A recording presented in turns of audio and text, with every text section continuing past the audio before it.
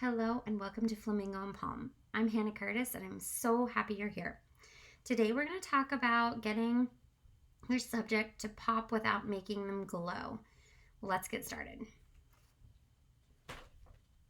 So I have an image here and it has a little darker subject, and then the outskirts and the background are what where we kind of want to be. So I always start with cropping because I tend to tilt the camera a titch. So let me go ahead and get that done.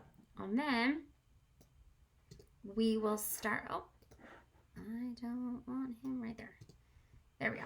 And then I start by going ahead and selecting my subject. I like to do the subject first. I find that it makes the image more cohesive in the end. There's plenty of ways to do it, but this is just what I prefer. What I'm finding is that it's so easy in exposure to make your subject too bright or kind of look flat. You can always add some contrast and things from there, but I find that, let me get this back to where it started. I find that starting off in curves, when you have your subject selected, gives us a much better even tone here. So bring that up. You don't want to go too far because it will look too bright. So I'm going to go ahead and bring that down just a little bit. Right about there. Looks good. So from there, I like to go into the full panel, and again I go into curves and bring up the whole image just a little bit, not too much. And then I like to add a tiny bit of contrast and bring up my exposure just a little bit again. Nothing too extreme, nothing too drastic. Depending on the coloring, you can adjust your temperature and your tint from here. I like to bring it up just a tiny bit to add a teensy bit of warmth.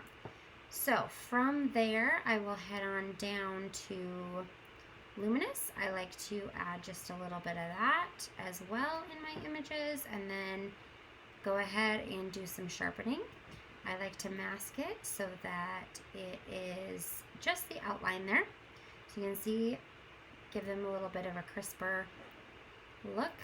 And then as we zoom in, you can see that looks really nice.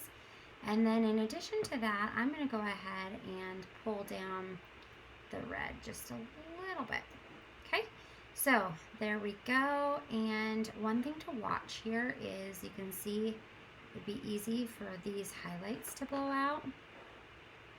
I don't mind the highlight back here as much, but I want to make sure that his shoes don't go too far. So there's a couple ways to do that. We can go ahead and select the subject again, and then go in here and pull down the highlights. See that?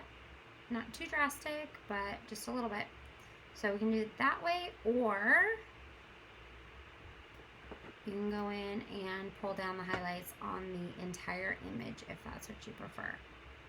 So we're not changing a ton, but just a little bit. I prefer to do the subject just because I am liking this back here. So let's go in and do that really quick. So here's our subject. And if we pull down the highlights just a little bit, that'll kind of soften that. And we'll see a little more detail there.